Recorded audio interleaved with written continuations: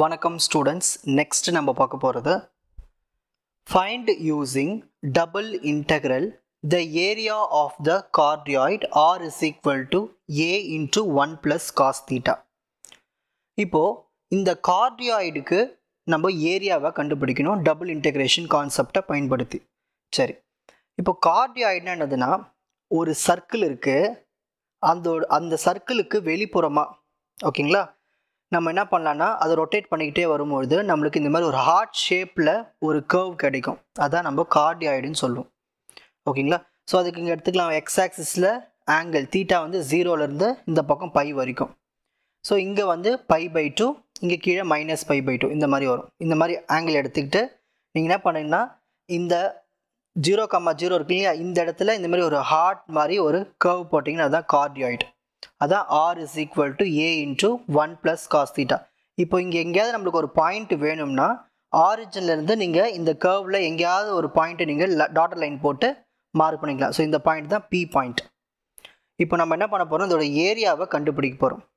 So area equal to இதில் நம்மளுக்கு 2 areas இருக்குது, 2 போர்ஷன்ஸ். ஸோ 2 into இப்போ இன்டெக்ரல். இப்போ நம்ம லிமிட் வந்து ஃபஸ்ட்டு வந்து 0லேருந்து பை எடுக்கணும். ஃபஸ்ட்டு இந்த லிமிட் எடுத்துக்கணும், 0லேருந்து பை.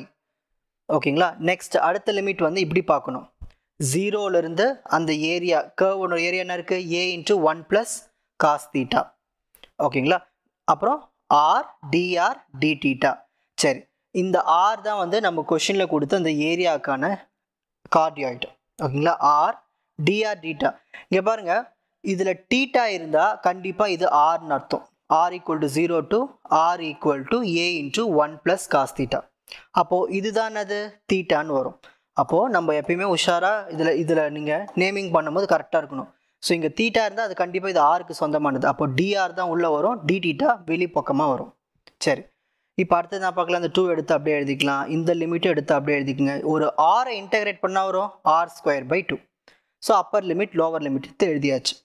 நெக்ஸ்ட் இந்த 2 இருக்குங்க இல்லையா, இந்த 2 கேன்சல் பண்ணிடலாம். இப்போ பேலன்ஸ் தான் இருக்கும் r² power a into 1 plus cos theta 0. இது மட்டும்தான் இருக்கும். இப்போ அப்பர் லிமிட் அப்ளை பண்ண போகிறோம். ஆருக்கு இடத்துல இது upper limit minus lower limit 0 apply பண்ண போகிறோம். ஸோ ஆருக்கு இடத்துல a plus 1 plus cos theta apply பண்ணால் ஒரு r² ஆகிடும் இல்லையா. ஸோ a² ஆகிடும், இதுவும் ஸ்கொயர் ஆகிடும். புரியுதுங்களா? இந்த இடத்துல இருக்கீங்க r² இருக்குது. இது இங்கே அப்ளை பண்ணும்பொழுது இந்த ஆருக்கு பதிலாக இதை அப்ளை பண்ணும்போது இது ஸ்கொயர் ஆகிடும். So a² 1 plus cos theta square minus lower limit இப்போ 0 அப்ளை பண்ணணும். 0வை ஸ்கொயர் பண்ணால் வரும் 0 தான் வரும். நெக்ஸ்ட் இந்த a² வந்து ஒரு கான்ஸ்டன்ட், தூக்கி அப்படியே வெளியில் போட்டுருங்க. அப்போ பேலன்ஸ் தான் இருக்கும் 1 plus cos theta the whole square d theta. இப்போது இது என்ன ஃபார்மேட்டில் இருக்குது, a plus b the whole square ஃபார்மேட்டில் இருக்குது. கரெக்டுங்களா? அப்போ இது எப்படி எழுதலாம், a² plus b² plus 2ab ஃபார்மேட்டில் எழுதலாம். ஸோ 1 ஸ்கொயர் பண்ணால் 1, cos theta ஸ்கொயர் பண்ணால் cos² theta plus 2ab, 2 into 1 into cos theta 2 cos theta. இந்த d தீட்டாவை எடுத்து எழுதிப்போம். அடுத்த ஸ்டெப் பாருங்கள், இந்த 1 எடுத்து அப்படியே எடுத்துக்கலாம். இந்த cos² theta இருக்குங்க இல்லையா, இது எப்படி, அதுக்கு ஒரு ஃபார்முலா இருக்குது, 1 plus cos 2 theta/2 ப்ராப்பர்ட்டி. இந்த 2 cos theta இந்த மாதிரி ஃபார்மெட்டில் எழுதி நம்மளுக்கு ஈஸியாக இருக்கும் இன்டெகிரேட் பண்ணுறதுக்கு. இப்போ அடுத்த ஸ்டெப் பாருங்கள், இங்கே கீழே 2 இருக்குங்க இல்லையா, டினாமினேட்டில் இருக்க 2 அதை வெளியே எடுத்துடுறோம். மொத்தமாக இந்த 2 நான் வெளியே எடுத்துனா இந்த இடத்துல 2 போயிடுச்சுங்களா. ஆனால் இதில் எங்கேயாவது 2 டினாமினேட் 2 இருக்கா? ஸோ எந்த இடத்துல 2 இல்லையோ அது மேலே மல்டிப்ளை ஆகிடும். ஸோ இந்த இடத்துல 2 இல்லை, அப்போ மேலே மல்டிப்ளை ஆகிடும். ஏற்கனவே ஒரு 2 இருக்குது, 2 2s are 4. ஸோ டினாமினேட்டில் இருக்கிற அந்த 2 நான் வெளியே எடுத்தாச்சு. அப்போது a² கீழே வந்து 2 வந்துடும். இப்போ நம்மளுக்கு இது மட்டும்தான் ஈக்குவேஷனாக இருக்குது. கரெக்டுங்களா? So 2 + 1 3 cos 2 theta 4 cos theta. இப்போ அடுத்து நம்ம என்ன பண்ண போகிறோம்னா இன்டெகிரேட் பண்ண போகிறோம். ஒரு நம்பரை இன்டெகிரேட் பண்ணோம், அதாவது 3யை இன்டெகிரேட் பண்ணுறோம் with respect to d theta. அப்போது 3 thetaன்னு வரும். ப்ளஸ் ஒரு காசை இன்டெகிரேட் பண்ணால் வரும் sin 2 theta. எப்பயுமே இந்த தீட்டாக்கு முன்னாடி என்ன கோஎஃபிஷியன்ட் இருக்குது, 2 இருக்குது. ஸோ இன்டெகிரேஷனில் கோஎஃபிஷியன்ட் நம்ம என்ன பண்ணோம்னா டினாமினேட்டரில் எழுதணும் 2 ப்ளஸ் 4 எடுத்து அப்படியே எழுதிப்போம். ஒரு காஸ் இன்டெகிரேட் பண்ணால் sin. இப்போ இன்டெகிரேட் பண்ணியாச்சு. இப்போது upper limit minus lower limit. So எங்கெல்லாம் தீட்டா இருக்கோ அங்கெல்லாம் நம்ம பை போடணும். இதுதான் அப்பர் லிமிட். அப்புறம் லோவர் லிமிட் நம்ம என்ன பண்ணோம், எங்கெல்லாம் தீட்டா இருக்கோ அங்கெல்லாம் 0 போடணும். போடலாமா? அப்போ என்ன வரும், 3π plus sin 2π/2 plus 4 sin π minus இந்த இடத்துலலாம் 0 போடணும்.